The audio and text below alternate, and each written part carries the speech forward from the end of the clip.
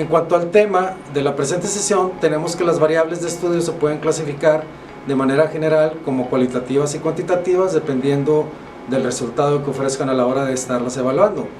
Las variables cualitativas se caracterizan por no ofrecer resultados numéricos, más bien caracterizan a la variable en función de sus atributos o cualidades, de ahí su nombre.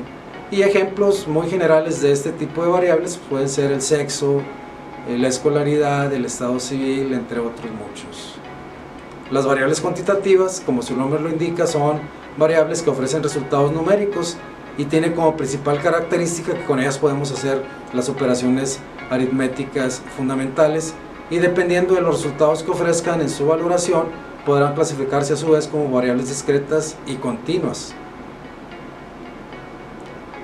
Las variables cuantitativas continuas se caracterizan por el hecho de que ofrecen un número considerado infinito o indeterminado de resultados, lo que torna prácticamente imposible contabilizarlos.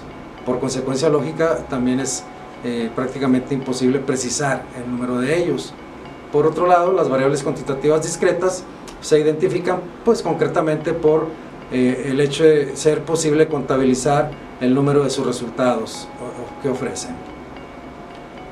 Por otro lado, podemos agregar también que las variables cualitativas se valoran con las escalas de medición nominadas como escala nominal y escala ordinal. La variable cualitativa nominal se caracteriza porque no existe un orden en la disposición de su escala de medición.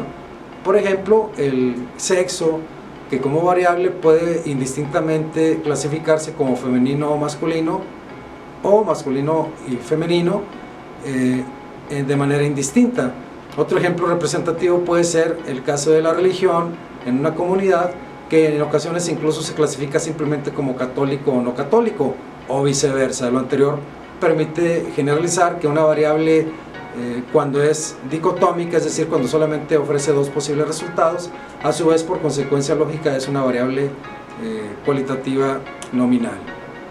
Dentro del software estadístico SPSS que estaremos empleando más adelante, a esta variable la podremos categorizar directamente con este nombre de nominal.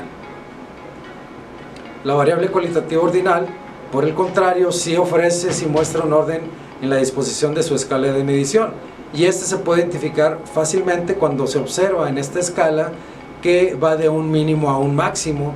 Por ejemplo, el ir totalmente de acuerdo a totalmente en desacuerdo con todos los estadios intermedios que existen entre estos dos extremos. A este tipo de escala ordinal también se le conoce de manera general como una escala tipo Likert.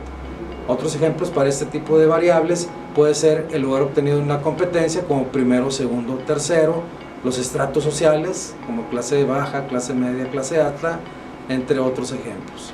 En el software estadístico SPSS, la variable cualitativa ordinal se va a clasificar e identificar precisamente con este nombre, ordinal.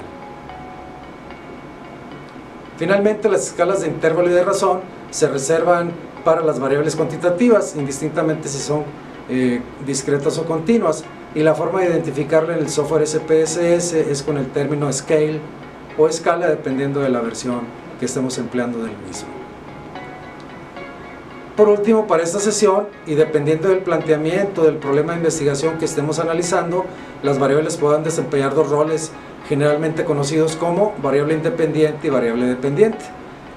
El hecho de identificar el rol de cada una de ellas lo estaremos ejercitando mediante la práctica que desarrollemos para identificar precisamente en el planteamiento de investigación el rol que está ejecutando cada una de estas variables, precisamente ver dentro de la pregunta con lógica qué variable depende de cuál dentro de ese planteamiento del problema.